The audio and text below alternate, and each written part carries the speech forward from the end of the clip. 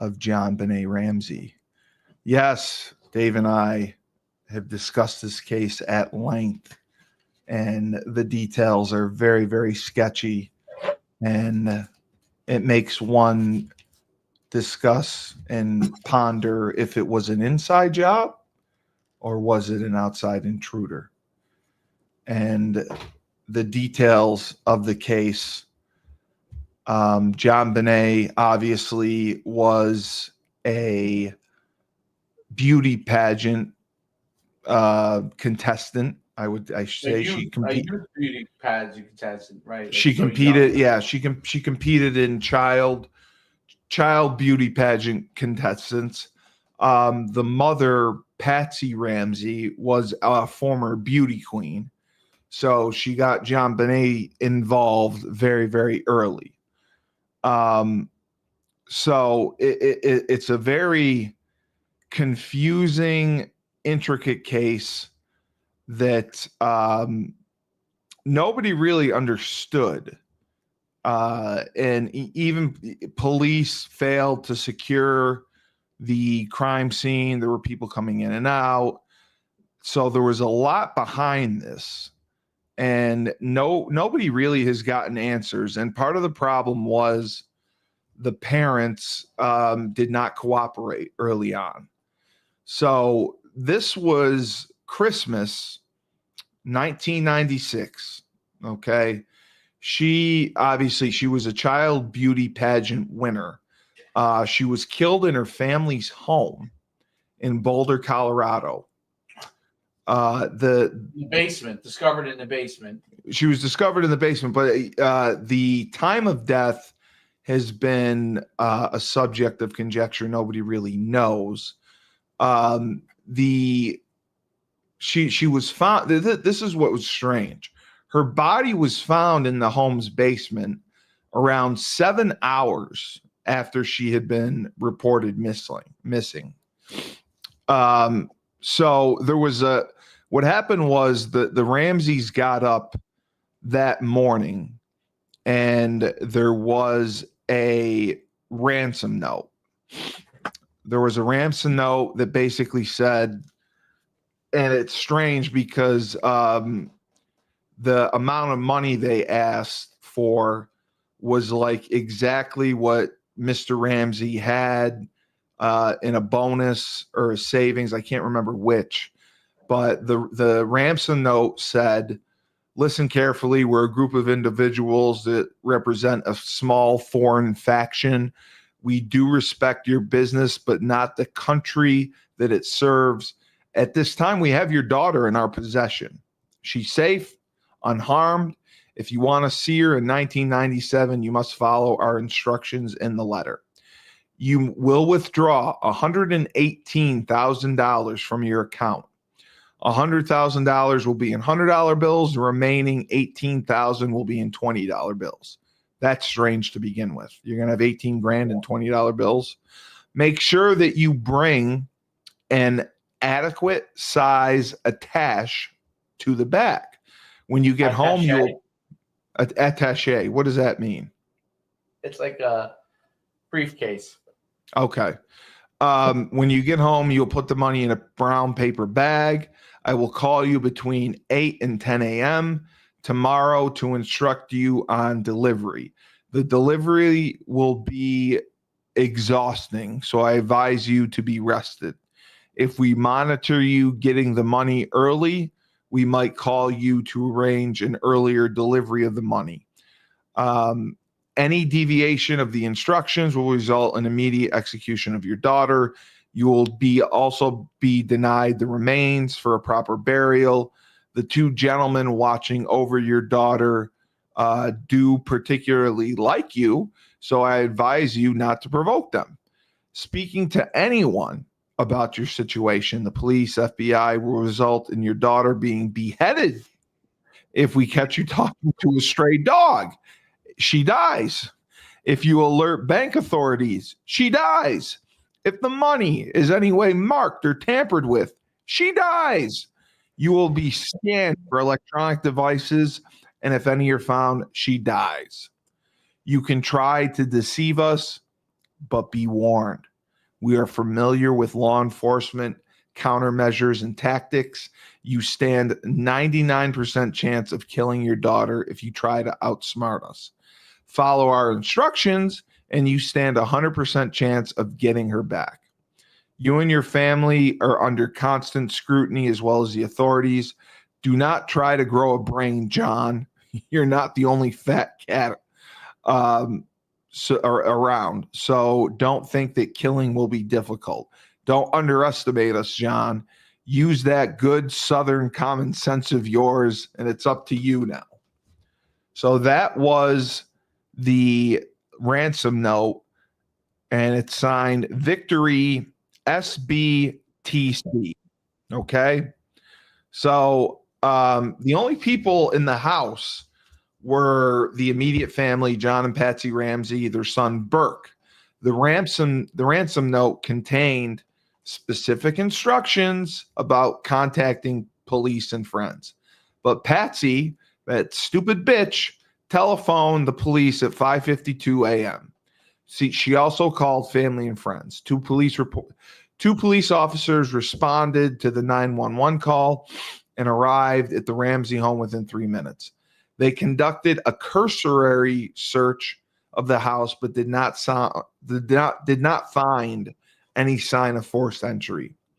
Officer Rick French went to the basement, came to a door that was secured by an additional wooden latch at the top of the frame. He paused, but he walked without opening it. French later explained. That's weird. Yeah, French later explained that he was looking for an exit route used by the kidnapper, since the wooden latch was holding the door closed from the inside of the house. The kidnapper could not have used this door. And then the closed latch ruled out as a possible exit. And that's where JonBenét's body was later found. With JonBenét still missing, John made arrangements to pay the ransom, which is puzzling to me because on Christmas Day, what banks are open? None. Okay. That's what I'm thinking. But this was, hold on. It was discovered on December 26th, 1996. So there could have been banks open on December 26th. No, I thought it was 25th. It was 25th. It says here 26th. Does it say the 26th? Yeah. Oh, I'm sorry. I thought it was Christmas Day. No. It was the night of the 25th. You're right. So it was the 26th. So okay. They could have gone to a bank the next day. Yeah. Okay. So I got that wrong. Okay. Yep. So a forensics team was dispatched to the house. The team initially believed that the child had been kidnapped, and JonBenét's bedroom was the only room in the house that was quartered off to prevent contamination of evidence. No precautions were taken to prevent contamination of evidence in the rest of the house. Meanwhile, friends, victim advocates, the Ramsey's family minister arrived at the home to show support. Visitors picked up and cleaned surfaces, possibly destroying evidence. Boulder detective Linda Arden arrived at 8 a.m. Mountain Time in anticipation of further instructions by the kidnappers, but there was never an attempt by anyone to claim the money. So that's strange to begin with. So they're there. I mean, she called at 5:52. They're there. The detective arrives at 8, and they're waiting around, for the ransom call. So at 1 o'clock, the detective Arden asked John Ramsey and Fleet White, who was a family friend, to search the house just to see if anything seems amiss. They started the search in the basement, and John opened the latched door where Officer French had overlooked, because obviously he was looking for an exit for the kidnappers. The daughter's body lay in one of the rooms. JonBenét's mouth was covered with duct tape. A nylon cord was around her wrists and her neck. Her torso was covered in a white blanket. John picked up her body and rushed upstairs, which again was stupid. which moved the crime scene and further contaminated everything. He should have left the body where it was and notified police, because by him picking up the body, you just contaminated the crime scene. So, it further disturbed any forensics for the forensics team. Each of the Ramseys provided handwriting, blood, and hair samples to the police.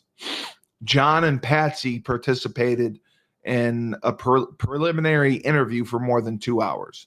Burke was also interviewed within the first few weeks of JonBenét's death.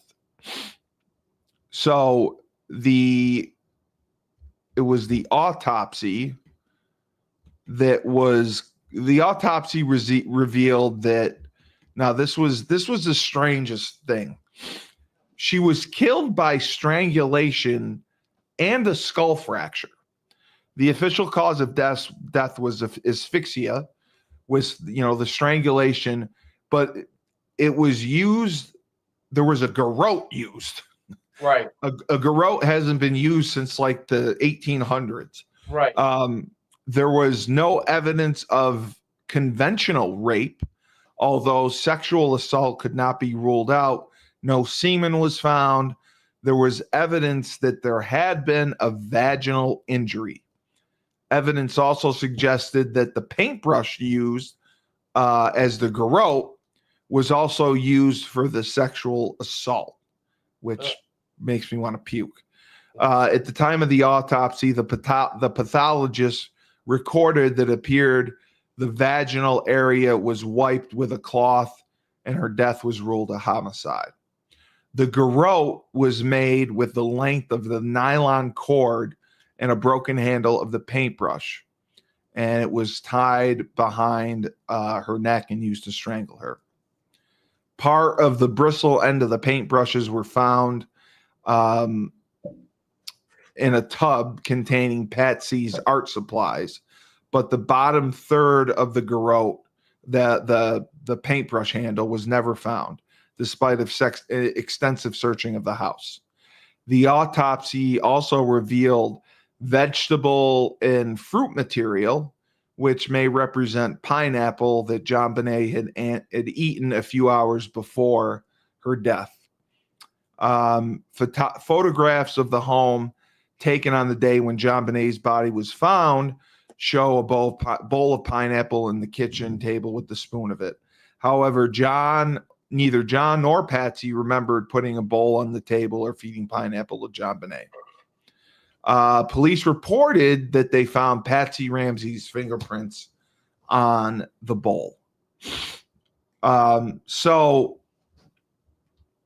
in 2003, forensic investigators extracted enough material from a mixed blood sample found in JonBenét's underwear to establish a DNA profile. The DNA belonged to an unknown male and excluded the DNA of the Ramseys. The DNA was submitted to the FBI's index system, CODIS. You know CODIS. CODIS is a system where all criminals, if you commit a crime, your DNA goes into CODIS. It's a database that contains more than 1.6 million DNA profiles, but the sample matched nothing in the database. In October 2016, a report said a new forensic analysis with more sensitive techniques like touch DNA revealed that the original DNA contained genetic markers from 2 individuals other than JonBenét. So James Kohler, who was the lead investigator for the DA's office, said there were additional traces of male DNA found on the cord, the garrote, and the paintbrush. The Boulder District Attorney Marcy Lacey did not mention, and that there were 6 separate DNA samples belonging to unknown individuals that were found by this test. Former FBI profiler Candice DeLong believes the DNA having shown up identically in several places, multiple surfaces, belongs to the killer. Fordham's former Adams County, Colorado District Attorney Bob Grant, who assisted the Boulder County DA's office for many years, also believes the DNA evidence is significant, saying that any resolution of the case would explain how DNA showed up in several places of JonBenét's clothing. And forensic pathologist Michael Baden said trace amounts of DNA can get on places in clothing from all different non-suspicious means. There's no forensic evidence to show this is a stranger murderer. And the reason he says this is because the crime scene was contaminated. There were so many people in the house. The unknown trace DNA could be from any friends, family that initially came over. So the investigation, the Boulder police really focused on exclusively John and Patsy Ramsey. But in 1997, October of 1997, they had over 1,600 people in their index of persons of interest of the case, following, pedophiles, sex offenders, and such. But there were so many errors made initially in the initial investigation that complicated the resolution of the murder. The errors included loss and contaminated evidence, lack of experienced and technical staff on the investigation, evidence shared with the Ramseys, and delayed formal interviews with the parents. Other issues included misleading information intentionally leaked by the Boulder police in hopes of creating public pressure on John and Patsy to better cooperate with police interview requests, which contributed to the intense media attention surrounding the family. So they obviously thought the parents did it, because you're inside the house, the parents' house, the body's found inside the house. There's no evidence that there was any type of intruder. It just doesn't, it didn't add up.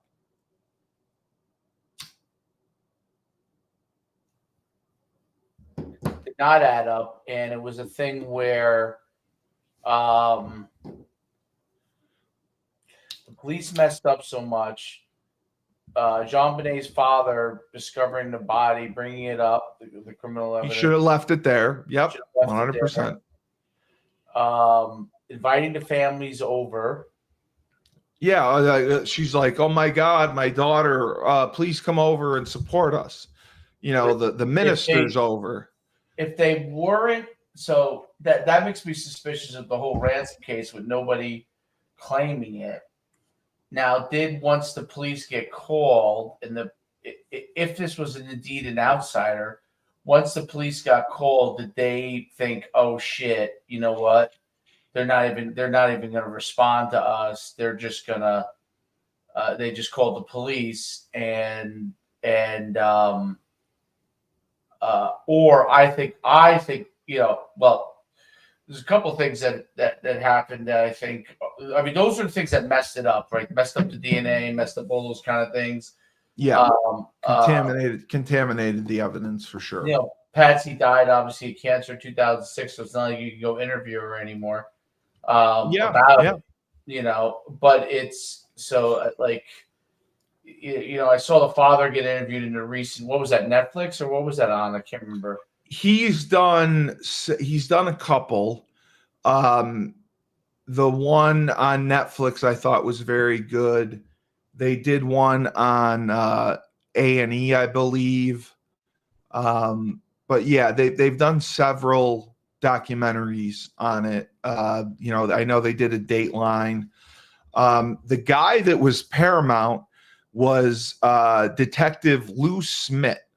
He came out of retirement in early 1997 to assist the Boulder County District Attorney's Office with the case. In May of 1998, he presented his findings to the Boulder police and other staff members of the DA's office, concluding that the evidence pointed away from the Ramseys. They were unable to successfully challenge the police department's belief that the Ramseys were guilty. The DA's office sought to take control of the investigation due to the animosity to the police. There was animosity between the police and the DA's office, the pressure to obtain a conviction. Colorado Governor Roy Romer interceded and named Michael Cain as special prosecutor to initiate a grand jury. Now, this is what people never knew. The grand jury was convened and evidence was presented to indict John and Patsy Ramsey. And this wasn't found out until 20 or 30 years later. 20 years later. And they voted not to press charges. But Lou Smith and Steve Thomas, Lou Smith was the guy who worked on the case to his death. They resigned. Smith, because he believed the investigation was incompetent and overlooked the intruder hypothesis. And Thomas, because he believed the DA's office had interfered and failed to support his hypothesis of the case. So the grand jury was convened in 1998, and they were going to indict the Ramseys for charges related to the case. In 1999, the grand jury returned a true bill to charge the Ramseys with placing the child at risk in a way that led to her death based on probable cause standard applied in grand jury proceedings. Now, Boulder County District Attorney Alex Hunter did not prosecute them because he did not believe that he could meet the higher standard of proving guilt beyond a reasonable doubt. So the grand jury did vote to indict them. And the DA said, I can't take this to court. There's no way I'm going to win beyond a reasonable doubt. There's no evidence. It's all circumstantial. Mary Lacey was the next DA who took over, she was the next DA that took over the investigation in 2002. In April of 2003, she agreed with a federal judge that the libel case, that evidence in the suit is more consistent with a theory that an intruder murdered JonBenét than it was that the Ramseys did. And then it wasn't until 1998 that the Boulder County District Attorney's Office developed newly DNA technology and testing techniques that excluded the Ramseys as suspects in the case. And Lacey publicly exonerated the Ramseys. Now, part of that was because the Ramseys stopped cooperating early on. Once they found out, the questions were suspect to them, they were treated as suspects, they shut down. So this case has been investigated, and nobody knew that they were actually indicted. And the prosecutor declined to take it to trial. So in 2009, the indictment officially expired because of the statute of limitations. In 2010, the Boulder police reopened the cold case. New interviews were conducted, fresh inquiry by a committee that included state and federal investigators. Police were expected to use the latest DNA technology in their investigation. There was no new information from the interviews, and it's been reported since 2016 that the investigation into her death continues to be an active homicide case. There's been people who have disagreed with exonerating the Ramseys, stating exonerating anyone based on a small piece of evidence that has not yet proven to be connected to the crime is absurd. Unknown DNA from JonBenét's clothing has to be the focus of the investigation at this point in time, and that until one can prove otherwise, the suspect is the donator of that unknown DNA. We all shed DNA all the time with our skin cells. It can be deposited anywhere, anytime, for any reasons.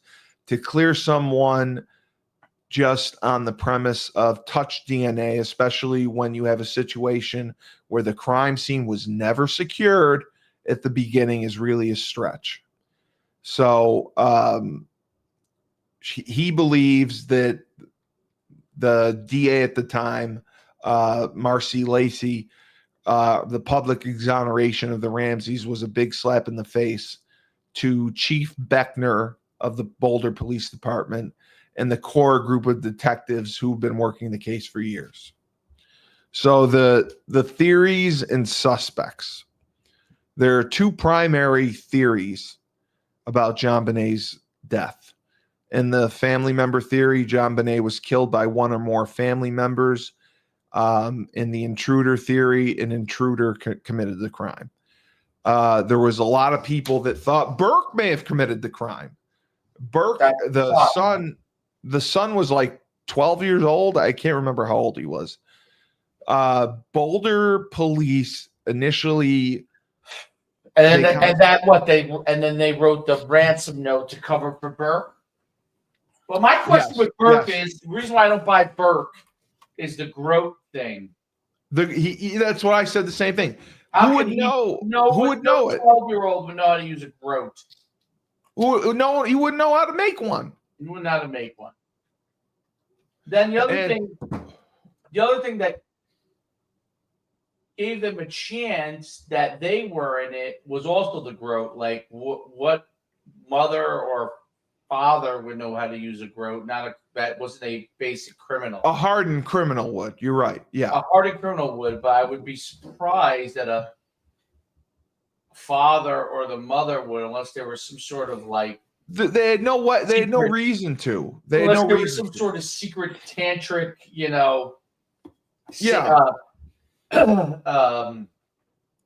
deviant. You know what I'm saying? Yes. So, which I like, and she was sexually assaulted with the paintbrush. Right. I mean, what parent would do that? Well, that's what gets me. If there was evidence before that situation that she had done things like that, then I would buy that could be the case. But it didn't seem like that was really, even when they tried to draw some conclusions that Patsy was a hothead from time to time. Yes.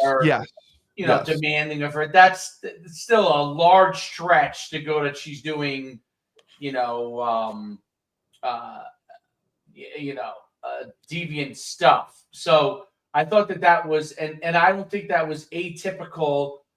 It may be atypical for people from Colorado, but definitely not atypical of people from the South. They were very kind people. Yes. Pageant daughter like that. That didn't. like I would, in the South, that's like a big thing, So, I even though people found it to be shocking, I think when you go to the South, like a lot more of these like child pageant things are old Southern traditions. It just They're happen more to be prominent, way more right, prominent. Yes. right. They were in Colorado, but they brought that kind of fit tradition with them. So I think that's at first I thought it was being from the Northeast, when you heard the case, you thought, wow, that's weird, but once you become an adult and you realize like different things in different areas, like in the South, like that's much more of a thing. It's like Yes, it it's is. almost like the cheerleading at the younger ages, how they all do it. Correct. So that I wouldn't, maybe is that over the top parents? Yeah, but that's still a large stretch to say they would do this kind of a thing. It So, just didn't make sense. It made no sense. It So made no it- sense. but normally in cases like this, I would say it's the parents or it's the brother, or because Well, it would have to be someone close enough to her. Like, how would they get her out of her room without screaming? Like, my thing is that if it wasn't any family member or direct family member, it was someone that knew of them or knew enough about them to Yes. know how they could Yes. get into their home, scouted it out, maybe even somebody that was from the town or something, like, or lived in the town. Doesn't mean they're but from they don't even know for sure. Yeah. Like, was she killed in the basement? Was she placed in the basement? One of the theories was that Patsy, in a fit of rage because JonBenét wet the bed, strangled her to cover up what happened after mistakenly thinking she was already dead.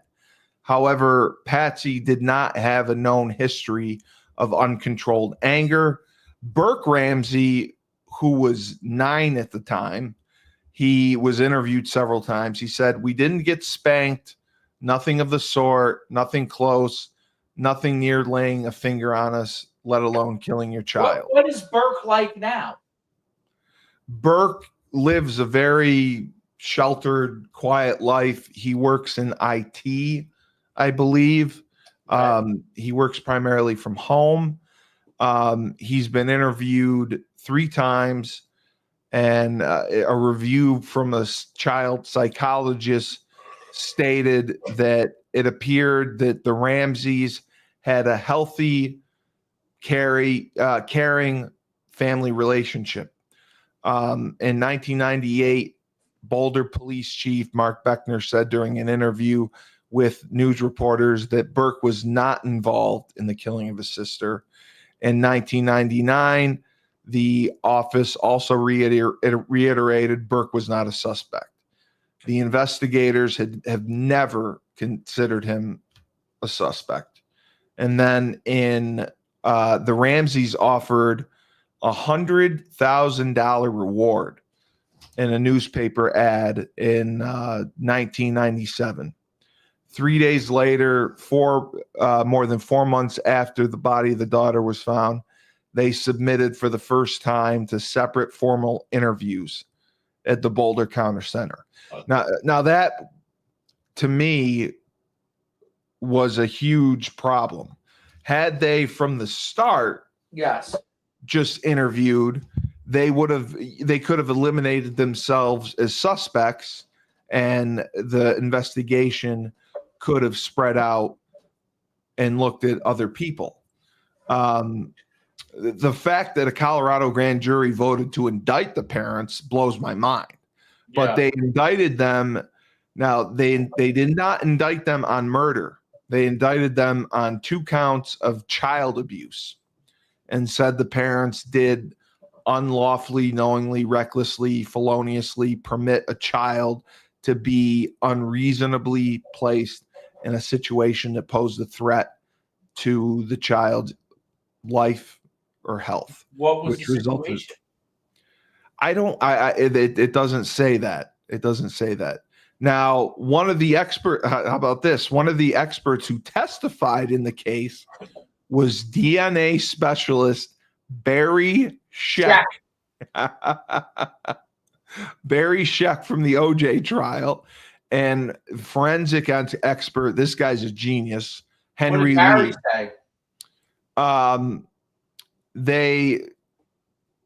He basically said that you can't trust the DNA because it's insufficient for prosecution because there was too much contamination, way too much contamination, because of the people in the house, the crime scene. How about with AI? Can you? Is there any more advanced DNA things that they could separate? It was a touch DNA, but no, I mean, yeah, they could if they were able to get everyone who was in the house together and get DNA samples from them. They didn't do that at the time. Do any of that. Like, I always wondered if there was, it didn't have to be a relative, but a neighbor or somebody that was like a deviant that they didn't know was the. You ever see the movie? You ever see the movie? What was the movie? Where the guy next door had his where he figures out that when his daughter's kidnapped, and what the hell was the movie? With Liam Neeson? No, not Liam. It was the next door neighbor. Oh, okay. Had actually had her kidnapped, and he was seemed like a normal guy, but he was a little off. But like, oh man, what movie was this? What movie was it? Guy next door was the kidnapper.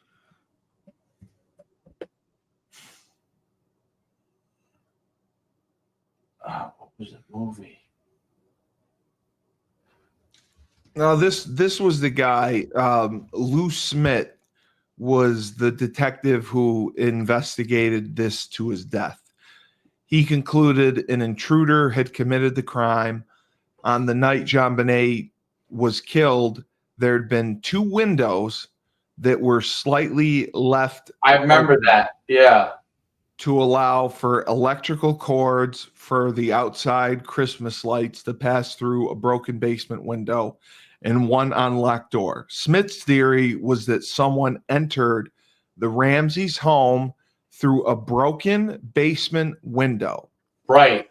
And critics have questioned his theory because there was an intact cobweb on the basement window.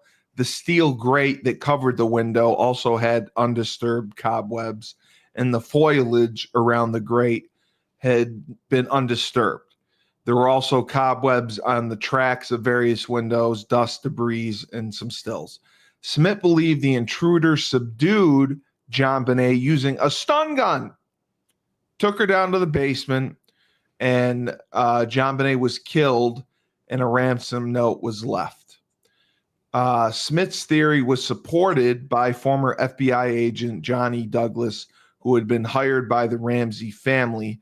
Believing that the Ramseys were innocent, Smith resigned, like we talked about, 5 days after the grand jury was convened against him, and he died. Smith died in 2010. Author Stephen Singular, in his book Presumed Guilty, refers to consultations with cybercrime specialists to argue JonBenét attracted a ton of child pornographers and pedophiles affiliated with the child pageant scene. Singular further believes that the investigation was overly focused on the Ramsey parents, hampering the investigation into alternate scenarios. But the Ramseys, I still blame them because they lawyered up and they stopped cooperating early on once they found out that they were suspects. Mm-hmm. And now this is also interesting. It was determined that there had been more than 100 burglaries in the Ramseys neighborhood in the months before JonBenét's murder. There were 38 registered sex offenders living within a 2-mile radius of the Ramseys' home. So, my God, it's like a child, a pedophile's paradise. Yeah, well, that's Yeah. strange too. Wasn't that a very wealthy suburb? Yes, yes, because I remember they thought it was odd that they asked for 118K because I believe that was the exact bonus, Christmas bonus that Mr. Ramsey received. Who would he tell that to? That's the thing. We don't know. One of the individuals who Smith identified before he died was Gary Howard Olivia, who was arrested for 2 counts of attempted sexual exploitation of a child and 1 count of sexual exploitation of a child in June 2016, according to Boulder's Daily Camera. Olivia, a registered sex offender, was publicly identified in October of 2002 on an episode of 48 Hours Investigates. Now, this was the one, The Killing of JonBenét, The Truth Uncovered, broadcast by A&E in September 2016. I watched this. DNA forensic scientists. That's the movie. The Lovely Bones. Did you ever see that movie? Yes, I did see that. Yes. You know where Mark Wahlberg figures out that the next door neighbor? Yeah. He was the one who did it. The A&E one said that the DNA evidence basically shows an unidentified male committed the crime. The district attorney's office is investigating pedophiles, indicated to former Denver prosecutor Craig Silverman that the district attorney's office followed the intruder theory. The Ramseys developed a relationship with DA Marcy Lacy because she was the one who exonerated them. And she criticized the city mayor. She criticized the police chief. Once you have conceded the possibility of an intruder, I don't see how any Ramsey could ever successfully be prosecuted. So there was testing for touch DNA. He also said Lacy strongly supported the intruder theory and talked about it with the staff. The problem is there's been confessions. So here's one of them. John Mark Carr, he was a 41-year-old school teacher. He was arrested in Bangkok, Thailand on October 15, 2006, following a false confession to murdering JonBenét. Carr claimed to have drugged, sexually assaulted, and accidentally killed her. According to CNN, authorities also say they did not find any evidence linking Carr to the crime scene. Like he was nowhere to be found. He knew basic facts that were publicly known, but obviously the police left out some details that only the killer would know. And they did an autopsy. No drugs were found in her system, and his DNA did not match. Now, the Ramseys filed a libel defamation lawsuit against several people and companies who have reported on the case starting in 1999. Star Magazine, American Media, on their son's behalf. The big one was, this was the one I watched. It was in 2016. ABC had a series about it, like if I Did It, and they had several experts on to conclude who they thought did it. It was the case of JonBenét Ramsey, and Werner Spitz was on it. Werner Spitz has testified everywhere. He is a leading pathologist expert. I believe he testified in the OJ case. He accused Burke Ramsey of killing his sister. Burke filed a defamation suit against Spitz, and they also would include Lynn Wood. They filed a $150 million punitive and compensatory lawsuit, and they sued CBS at the end of 2016. And then he also filed an additional civil lawsuit that accused CBS, the production company, Critical Content LLC, and the 7 experts who were on the panel of defamation of character. It was a $250 million lawsuit. And they ended up settling. They tried to have it dismissed. It wasn't. In 2019, they settled the lawsuit. So it's a fascinating case with no real answers. And I mean, well, there are answers. Like, it was bungled from the start. You have to admit that. You have to admit that the Ramseys were absolute morons for calling people to come over. You know, like if I was provided a ransom note that my brother was kidnapped, I would write back and say, hey, you can have him. Good for you. No, I mean, you want him, you got him. He's all yours. Would you call police if you got a ransom note that your kid was kidnapped? Or would you follow the orders and get the money and deliver it? That's the question. Because I've heard both ways. I've heard both sides of people not involving police, and because they always tell you that, you know, we're watching you. So if you go to the police, we're going to know, and we're going to kill your kid. So it's hard to know. And I personally, I know the answer to that one. I do. I would not involve police. If I could get my hands on the kind of money needed, I'd pay the ransom. If it meant being able to get my loved one back, I mean, you got to ask for proof of life.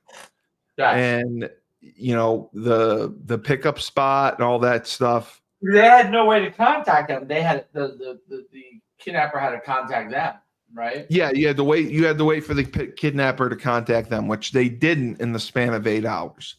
Now, after that long a period of time, yes, I probably would have acquiesced. If you believe the theory that I was an outside person, what I believe happened is, I think it was an outside person. They've been ruled out. They did whatever crazy things they were going to do and accidentally killed her before they got to have an opportunity to either cash in, you know what I'm saying? So that may have been the case there, and that's why you didn't hear from them, because. So you think they actually initially came in with the plan to kidnap her, and they accidentally they were gonna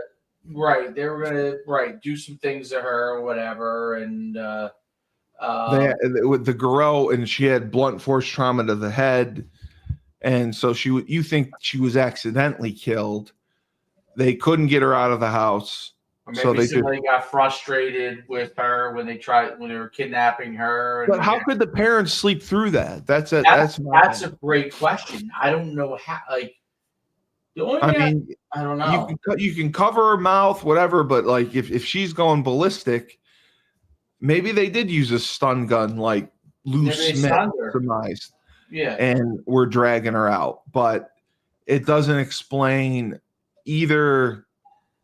They came to the conclusion there's no way we can get out of here without someone knowing. We just got to kill her and abandon ship. That could have been the case. Yeah, we're not going to get the money. We got to get out before we get caught.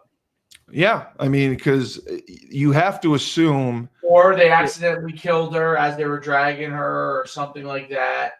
Yeah. Or whatever they were doing with the Garreau, and they killed her, and they're like, shit. We're not going to be able, we killed her. We're not going to be able to get the money. We're fucked. Yeah. I mean, because you have to assume they found Patsy Ramsey noticed she was missing at 5:52 a.m. So the killers clearly were there, at midnight, 1 a.m., 2 a.m.? and that must have been when it all went down. And I think that it was a botched kidnapping, and they realized either there's no way we're going to make it out of here with her. We got to get out before we get caught. She'll be able to describe us. We got to kill her. Yeah, we got to kill her. We got to get out before we get caught. Yeah. And they tried to hide the body in the basement even more. You know, they tried to hide the body. So, and that what was crazy was how fast the father found it. Well, the father started in the basement first, and he checked the area where the officer did not. That's a little bit suspect. Like, the officer goes right, the officer's 2 feet from the body, and he doesn't check that door, that little wooden Is there area. ever a conspiracy theory that somebody on law enforcement was involved? Not law enforcement, no.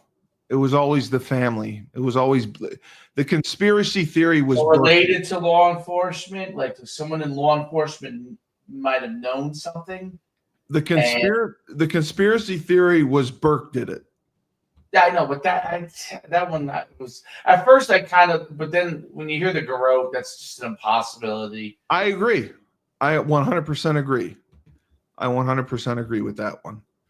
I don't think did someone accidentally create a Garrote? I don't know enough about that stuff. No, fucking nobody uses a Garrote. I mean, I don't even know. I didn't even know what a Garrote was until I read about this case. And would a 9-year-old be strong enough to strangle someone with it? No. And Burke's put up with this forever. So the bottom line is it's an active investigation. There's been people that have confessed to it falsely. I think ultimately it's going to come down to just luck.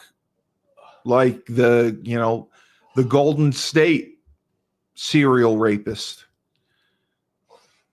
And maybe they have to do something like that where they put the DNA in ancestry.com, use a third party and see if anything pops. Because that's how they've caught several killers. Like the ancestry.com, you send your DNA in, they tell you if you have any relatives anywhere. Yeah. No. Did you remember the Golden State killer? No. The rapist? No. So the Golden State rapist, he was like 75 when he was caught. He terrorized California in like the 60s and 70s. I kind of a little bit. And the only reason he was caught was because the police went to ancestry.com and submitted his DNA. They found relatives of him. And then they ruled out each relative until they found him. So that's what I think they would have to do in this case. Yeah, Garrote is a wild an apparatus with a handle on each end. Yeah, it's you twist it around the neck to choke. That's why, like, I don't think a 9-year-old would be able to do that. And the Ramseys were ruled out. The DNA in the underwear would have to be matched to something. So I do believe it was an intruder. We just heard there was 100 burglaries in the area in the months leading up to JonBenét being kidnapped. Right, so there's something there. And the number of pedophiles within 2 miles of the house, there were like 38. Which is crazy. That's a pedophile's paradise. Insane. You got, and I'm sure. Nowadays you would almost, if something like that happened now, you'd almost think it was involved with a trafficking case. Oh, 100%. 100%. Like, so if you were to go back, that was before trafficking was a big thing. I wonder if that was a trafficking case. They were going to try and traffic her. And then That would have been very interesting yes, and because they would have got it a ton of went money. wrong, and they accidentally killed her, right? Yeah, And they were going to hold her for ransom, the trafficker. And but if they were going to do that, they why accidentally use it? killed her Why are you in the using a garrote? The garrote is just dangerous on such a little kid. That's my only thing is like a garrote would be dangerous to use to subdue a child. Yes. Like I would have. If it's a if it's a child trafficking Yeah. case, if this was today, you would say this is a child trafficking case, possibly. Yeah. You if shoot her up something with like that was something. used, you might get someone that is from a brute situation. Like like some of the trafficking that you have issues with trafficking across from North America to South America. I mean, But they usually inject you with like Special K. Now they do. Now that's what would happen. But haven't you seen the case of? Did you see the recent video where there was a person in plain sight went and tried to abduct a mother and a daughter and abduct them? Yeah, and some people that were in the parking lot of the grocery store pulled. It was in the parking lot of a grocery store. Yeah, a lot of these things are happening. Jesus Christ! Like Walmart's or Targets, maybe not. Maybe it was like a Walmart, and they the people in the area fought the guy off. They realized something was going down, and they fought him off so they can get away. And then he jumped in the car and escaped, and they caught him down the road. But it was a human trafficking case. So now listen, if you go back to the 90s, there was definitely, I'm sure there was human trafficking going on, but it was probably not as widespread known as it is now. Right.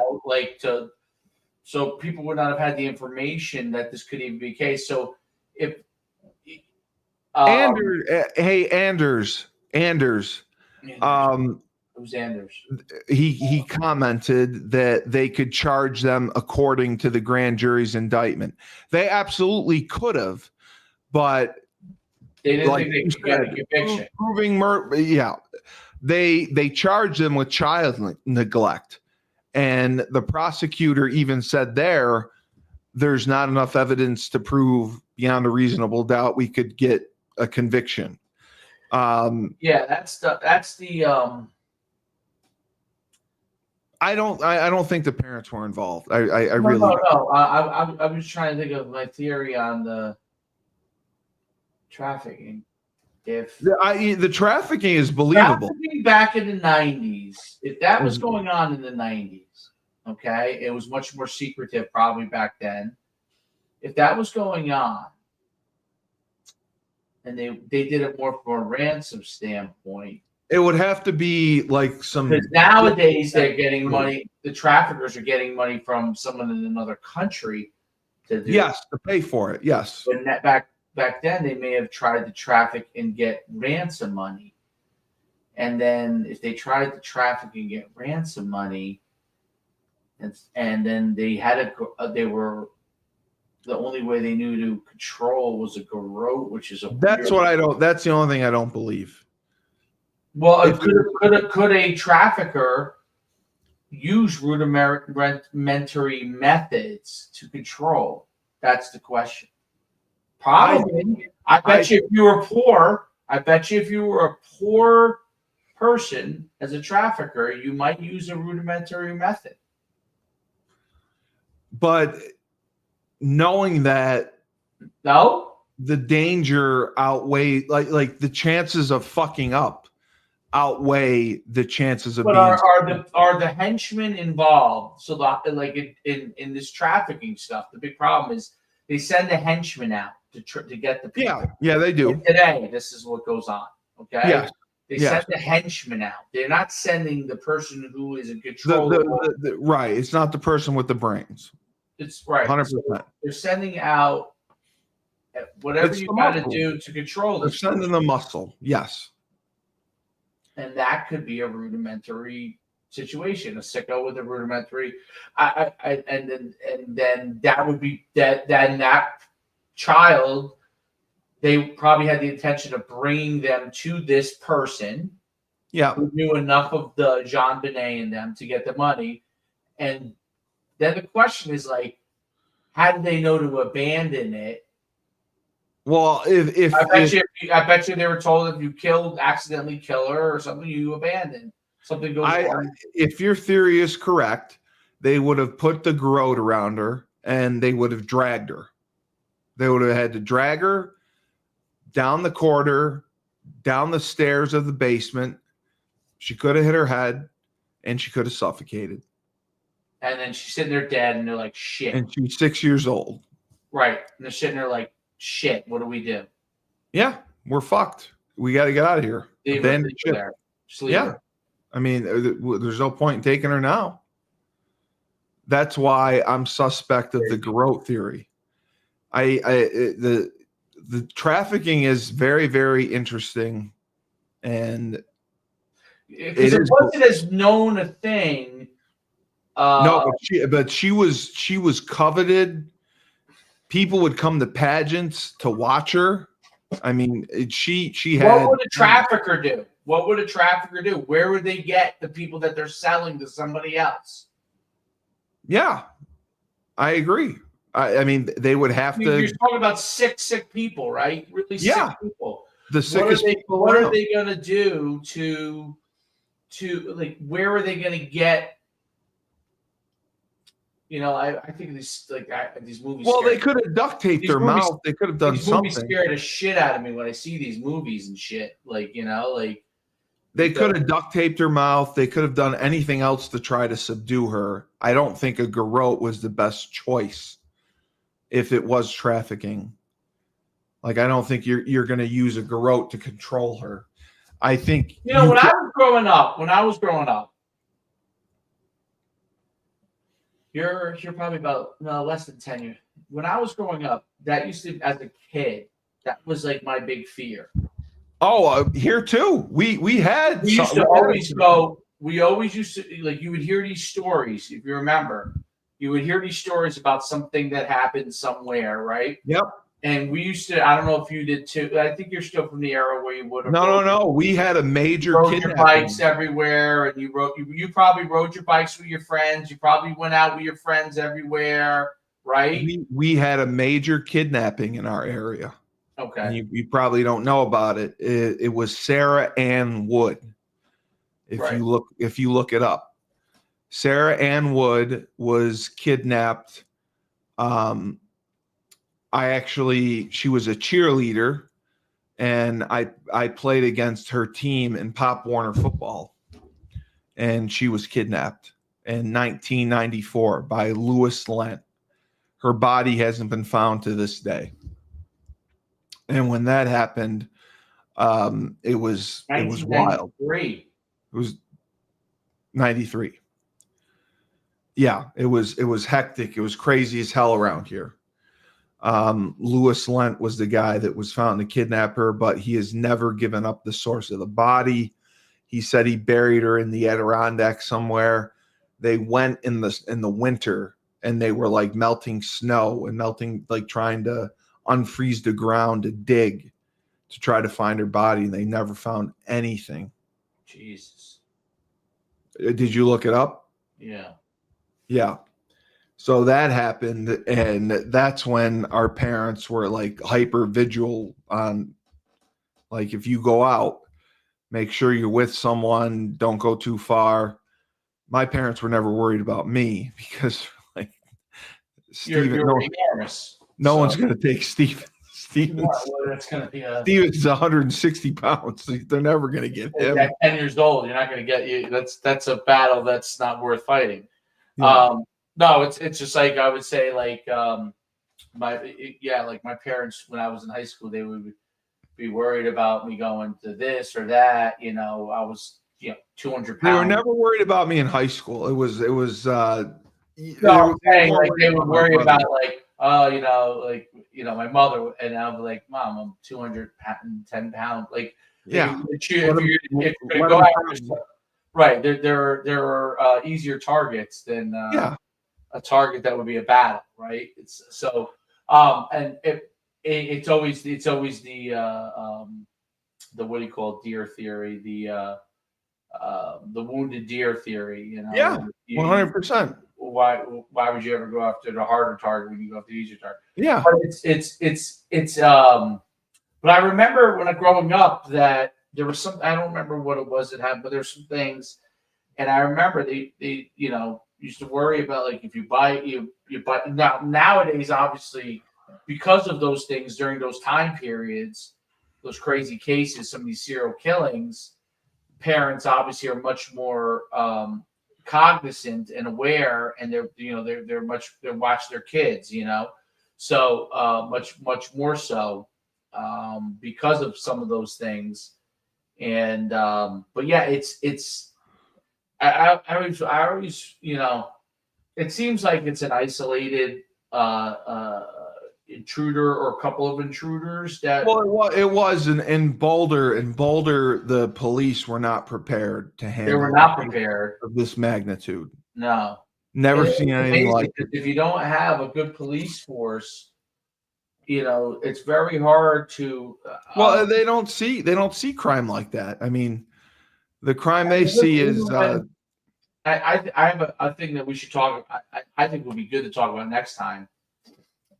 Is the David Koresh.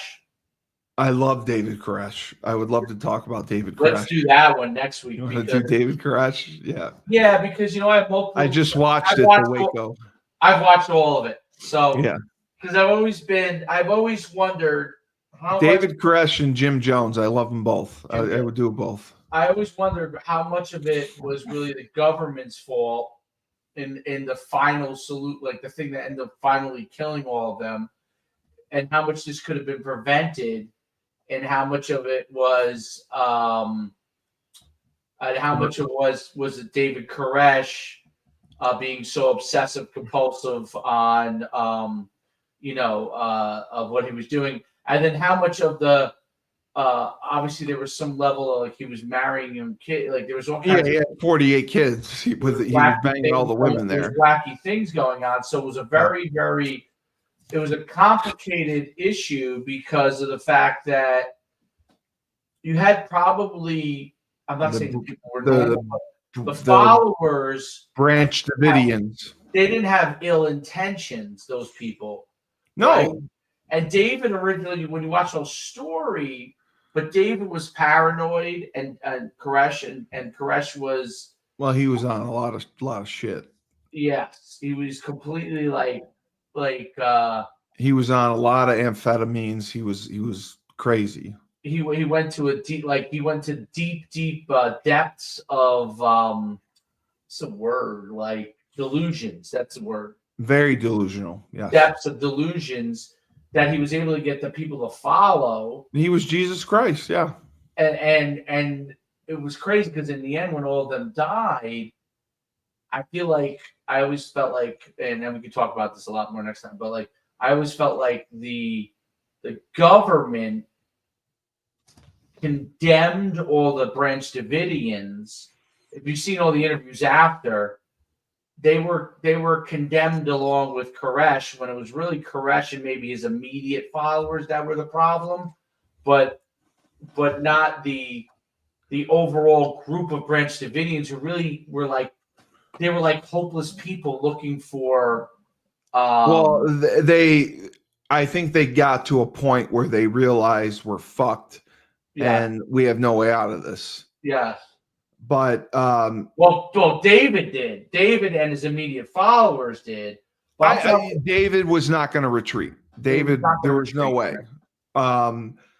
Do I think the government escalated the situation? Yes, I think they probably could have left them alone longer. I mean, they showed up with fucking tanks and armor, and they breached, and they knew what was going to happen if they breached. Had an insider already. When you watch the whole Waco thing, that guy was already in. He was already making headway. Yeah. He already had Koresh's trust, where he could have probably gotten Koresh away, and he could have just grabbed him. Yeah. And they could have easily just grabbed him in one of their meetings, and then They uh, wouldn't have drank the Kool-Aid. and then took the people who were drinking the Kool-Aid and kind of like got them off the cliff there. You know what I mean? That would have been easier than with David in there. You know what I'm saying? They don't know like those people. Yeah, he barricaded himself in. They had that was it. That was a crazy case. That was a crazy case. I'm a huge fan of David Koresh and Jim Jones. I love cults. I'd be great in a cult. You'd be a good. You'd be like a dangerous like number 2 henchman in the cult, because you'd be like, I'll connect you with. Yeah.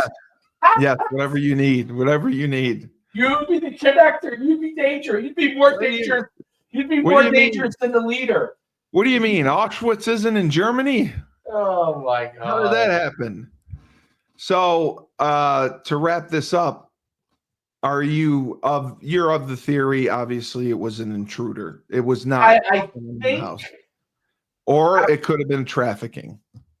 I think either trafficking, although you're right, that wasn't as big of a thing back then, but that was the time when it was really starting to. It was starting to pick up. Like the whole crazy Pizzagate thing that they talk about with the Clintons and all this crazy shit. Like that was New York. Like I don't know what's true and what isn't true, but that was the time period when a lot of this stuff was starting. So my theory, I have 2 theories, and I don't know if any of them are true. This is why, obviously, I don't know anywhere near enough to know. I don't think the Ramseys did it. They didn't. I don't think they did either. I think that it was either someone that had some knowledge of the Ramseys or knew of the Ramseys or had some following of the Ramseys, or some sort of trafficking situation. Gone wrong, right? Gone wrong. And something, regardless of what happened, whether it was trafficking or kidnapping or ransom, something did go wrong because she was killed. I don't think that was the plan. Yeah. I don't think that was the plan. I think maybe it was ransom and something happened and she was killed. Adam Williams commented this was done by higher ups. Well, is there any theory to this? May implicate the police. Well, that's what I was saying. Like, is there any relation? Like, it's a different time period, right? Is there anything where either the police, not the police itself, but a person from within the police department, or someone related to someone within the police department, or knowledge, so like did they know of this? Did they know, or I mean, that's a hard stretch too. I mean, I don't know. Well, the money issue is what I can't get over. How would they know? Makes you think. The ransom note is what would make you think that it was someone that knew the Ramseys or the Ramseys themselves, right? That knew his exact bonus. Yes, bonus. That's what I can't get over.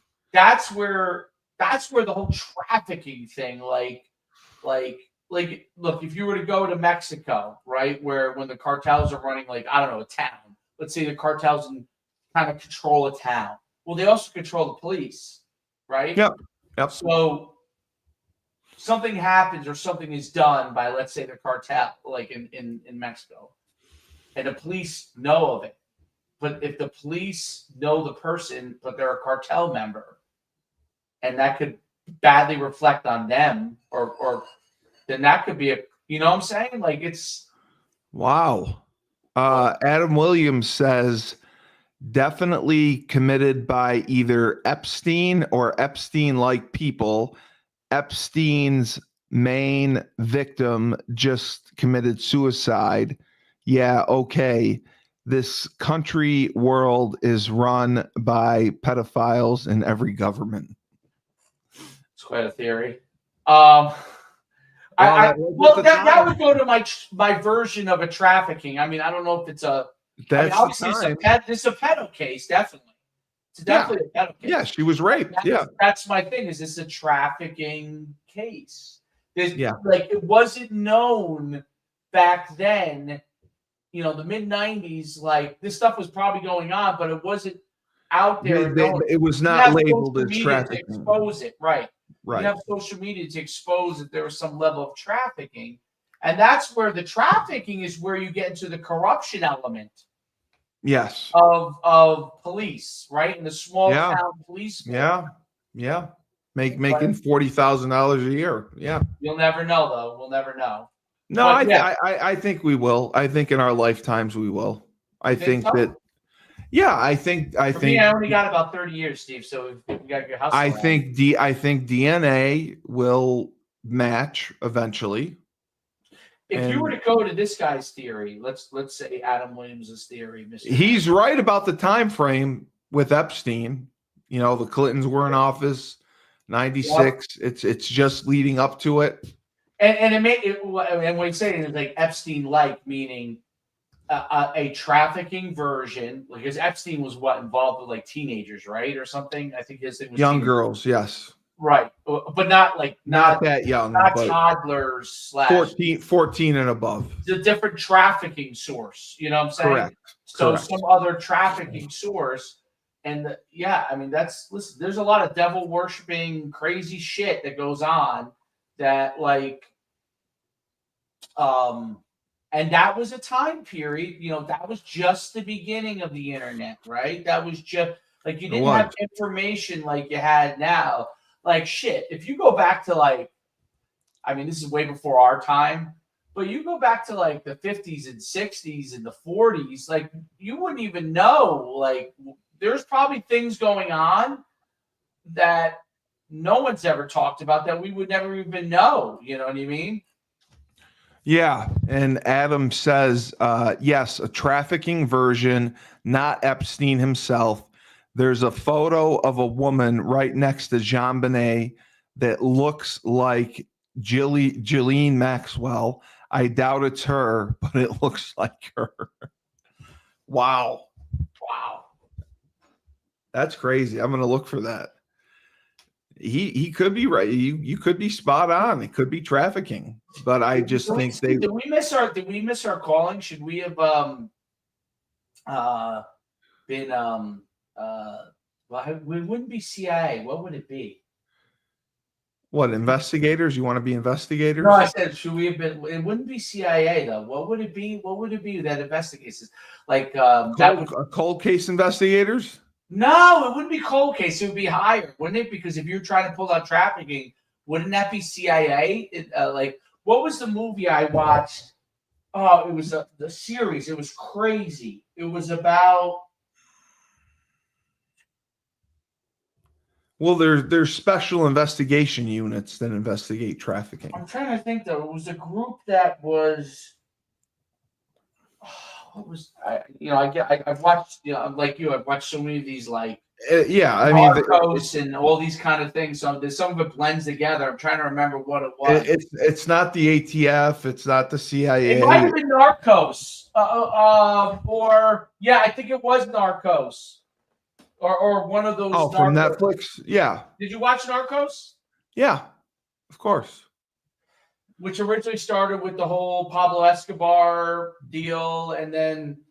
But what was interesting was like when you get to the deep depths of these things. El Chapo, yep. The level of El Chapo, yeah. I think it was El Chapo. I don't know. Yeah. It might have been the El Chapo one. It was El Chapo, yeah. How they were the guy was going so deep. Like they were so deep undercover on this stuff, and the layers and levels of, I mean, it's so intricate how they're running it. They're running it like governments. You know what I'm saying? Yeah, they do. They do. They run these operations like governments or like large corporations. There's special online auctions where you can purchase these women. I mean, it's crazy. It's so sophisticated how it works. And that could have been the very beginning of it. But Again, I go back to the ransom number and the garrote. That's the only thing that just doesn't make sense to me. Well, If they, the rudimentary methodology of that could only have lent itself to something bad happening. yeah, that's what I'm Before saying. you accomplish the goal. She's a little girl. I Right. mean, you could have just duct taped her and brought her out, or shot her up with something. I mean, they could have gone to a veterinarian and got ketamine and given her a little Special K, knocked her out, carried her out, party done. But they had so many complications along the way that they ended up killing her. And then sexually, but I think the sexual assault was to probably cover up. Yeah, I believe so too. Cover up the or to indict the parents. Yeah, it was probably done to do that and to throw them off the scene. Yeah, to throw them off. But yeah, so I do go with the intruder / trafficking angle. I just think it was botched. He posted something here below. What is this? Look up Franklin cover up. If you don't know about it, we will. Go, Adam, thank you, Adam. Thank you, Adam, for your contribution. We don't know who you are. You're a little scary that you know all this stuff, but no, it's not. I mean, he's right. Thank you for knowing it all. He's right about it. So that's awesome. So you want to do the Branch Davidians in Waco next week? Yes, I guess let's talk that. I love that. I have no problem doing that. Jim Jones, by the way, that's my favorite. All the crazy cult things. That's my favorite one. To this day is even crazier than the Branch Davidians because how he got all those people to move to freaking Ghana. Is that where it was? Was it Ghana? It was they built in Georgetown, South America. It was South America. Yeah. It's not Ghana's in Africa, dude. Oh, okay. Well, it was Georgetown somewhere. Jim Jones. Where was Jonestown? I thought it was Guyana. Well, I was close. Ghana, you're closer. But just for your reference, Ghana's in Africa. Guyana. Yeah. And they built, and it was basically slave labor, how he put them to work to build this place in the 90-degree heat.